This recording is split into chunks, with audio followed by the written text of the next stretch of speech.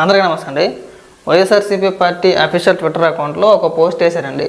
ప్రభుత్వం వద్ద ఉండాల్సిన రహస్య సమాచారాన్ని సోషల్ మీడియాలో పోస్ట్ చేసిన జన సైనికులు, ఇది డేటా చౌర్యం కాదా పవన్ కళ్యాణ్ అని చెప్పేసి ఒక పోస్టు కనబడుతుంది కదా. అసలు మ్యాటర్ ఏంటంటే, ట్విట్టర్లో ఒక బ్యాచ్ ఉంటుంది, ఫ్యాన్ వార్లు చేస్తూ ఉంటారు. ముఖ్యంగా ఒక 4-5 ఉంటారు, అమ్మనా బూతులు, పచ్చి బూతులు మాట. ఏ సినిమా రిలీజ్ అయినా, అంటే ఏ హీరో సినిమా రిలీజ్ అయినా ఆ హీరోకి సంబంధించి వాళ్ళ కుటుంబ సభ్యులను ఉద్దేశించి వాళ్ళ కుటుంబ సభ్యుల ఫోటోలు మార్పింగ్ చేసేస్తారు, వాళ్ళని అమనా బూతులు తిట్టేస్తారు. ఫ్యాన్ వార్ అన్నమాట. వాళ్ళు వీళ్ళు పచ్చి బూతులు తిట్టుకుంటారు. అందులో ఒక జీవితం చూడండి. ఇప్పుడు మరి ఒక నిమిషం,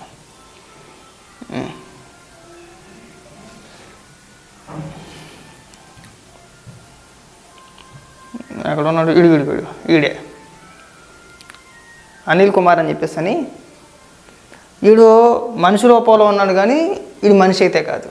వాడేసే పోస్టులు కానీ వాడేసే ట్వీట్లు కానీ ఫోటోలు మార్పింగ్ చేసి అమనా బూతులు, పచ్చి బూతులు అన్నమాట. మనం చదివి వినిపించలేం. ఇక్కడ ఆడు ఫ్యాన్ వార్ చేస్తూ ఉంటాడు. అందరితోనూ గొడవే. ఒక పవన్ కళ్యాణ్ గారి ఫ్యాన్స్తోనో లేదంటే అల్లు అర్జున్ గారి ఫ్యాన్స్తోనే కాదు, ప్రతి ఒక్కరితోని. అల్లు అర్జున్ గారి సినిమా రిలీజ్ అయిందనుకోండి, ఆన్లైన్ రోల్ చేస్తాడు.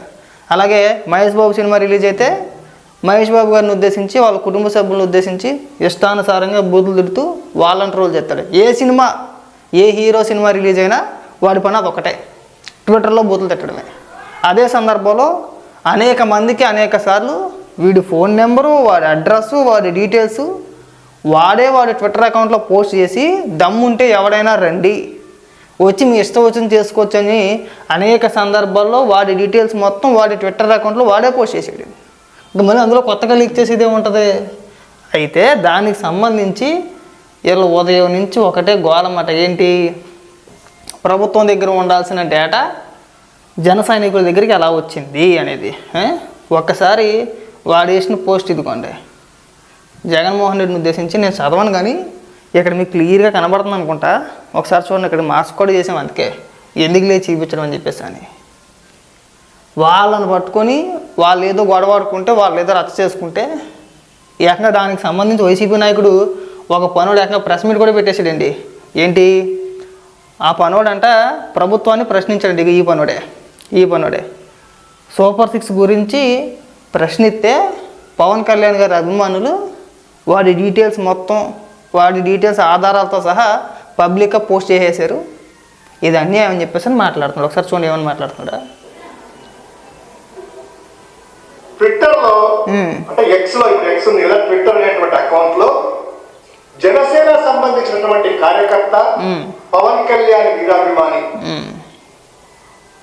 డిప్యూటీ సీఎం గారి తాలూకా అనేటువంటిది ఒక అకౌంట్ ఒక అకౌంట్, అఫీషియల్ అకౌంట్. ఎందుకంటే బ్లూ టిక్ కూడా ఉంది కాబట్టి అఫీషియల్ అకౌంట్ ద్వారా, అదే అకౌంట్ పేరు ఏంటంటే డిప్యూటీ సీఎం గారి తాలూకా అని పేరు పెట్టి కల్ట్ ఫ్యాన్ ఇక్కడ అంట, CULTFANIKKA, కల్ట్ ఫ్యాన్ ఇక్కడ.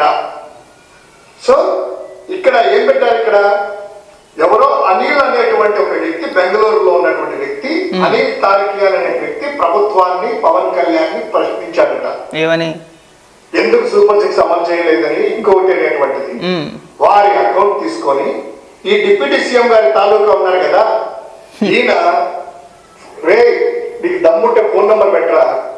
ఏమని మాట్లాడాడు, సూపర్ 6 గురించి, సూపర్ 6 ఎప్పుడు అమలు చేస్తారో, పథకాలు ఎప్పుడు ఇస్తారని ప్రశ్నించాడంట ప్రభుత్వాన్ని. ప్రశ్నిస్తే ఆ పనుడి డీటెయిల్స్ మొత్తం బయట పెట్టేశారని చెప్పేసి మాట్లాడుతున్నారు. ఒకసారి ఆగండి.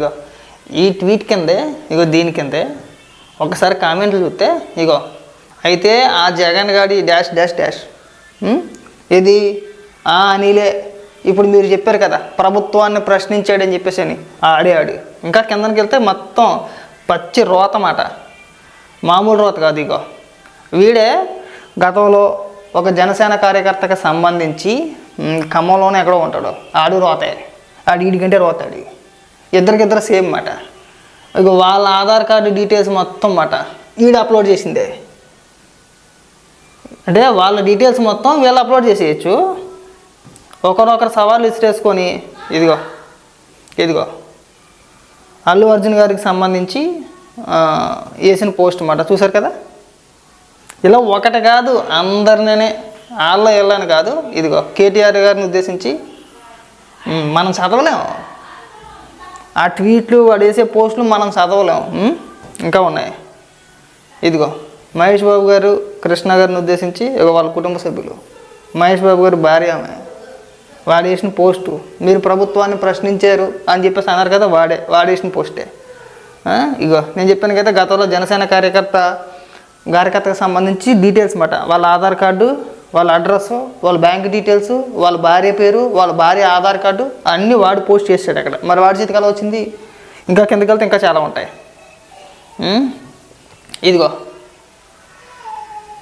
చూసారా, ఇలా ఒకటే రెండు కాదు. ఇదిగో గతంలో చంద్రబాబు నాయుడు గారిని ఉద్దేశించి వాడు వేసిన పోస్ట్ మనం చదవలేం. ఇక్కడ అన్ని లకారాలతో సంబోధించి ఇష్టానుసారంగా ఉంటాయి. ఇగో మీరు చెప్పిన అనిలే చూసారు కదా పోస్టులు, మహేష్ బాబు గారిని ఉద్దేశించి, వాళ్ళ కుటుంబ సభ్యులను ఉద్దేశించి, కృష్ణ గారిని ఉద్దేశించి, కృష్ణ గారి ఫోటో చూడండి ఎలా మార్పింగ్ చేశాడు, మహేష్ బాబు గారి ఫోటోని ఎలా మార్పింగ్ చేశాడు చూడండి. ఇక ప్రభాస్ గారిని ఉద్దేశించి వాడేసినవి ఇవన్నీ కూడా. ఇవన్నీ మీరు ఎవడైతే ఇప్పుడు శుద్ధపోస అని చెప్తున్నారో వాడేసిన ఫోటోలే, వాడేసిన పోస్టులు ఇవన్నీ కూడా. ఇంకా కిందకి పోతే ఒకటి రెండు కదమ్మా, అన్ని అమ్మనా బూతులతో కూడుకొని జగన్మోహన్ రెడ్డిని కూడా పచ్చి బూతులు తిట్టేవి చాలా ఉంటాయి. ఇగో కృష్ణ గారిని ఉద్దేశించి ఇలా చెప్పుకుంటూ పోతే, ఇగో మీ జగన్మోహన్ రెడ్డిని ఉద్దేశించి ఇలా ఒకటి కాదు రెండు కాదు, వాడిని మనిషిగా కూడా మనం పోల్చలేం.